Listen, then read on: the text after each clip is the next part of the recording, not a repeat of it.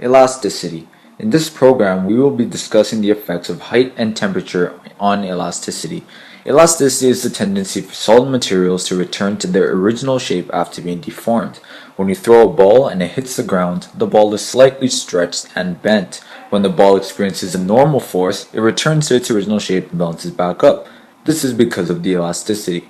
When solid objects come into contact with normal forces, they are deformed. If a ball is thrown from a higher point, the normal force that it experiences is increased. Thus, the ball will deform more and bounce higher. This is a spring. Go ahead, pick it up. Now throw it back down. Notice how when the spring comes into contact with the ground, it is deformed, but shortly after it returns to its original shape and bounces up.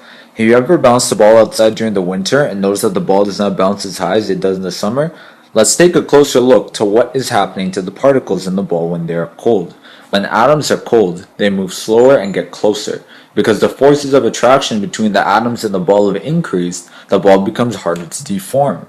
Thus, the elasticity is decreased and it experiences a smaller reaction force. The relation between the temperature and elasticity can be represented by this equation. Temperature is proportional to elasticity. With this relation, we can conclude that the hotter an object is, the higher its elasticity will be, and the colder an object is, the lower the elasticity will be.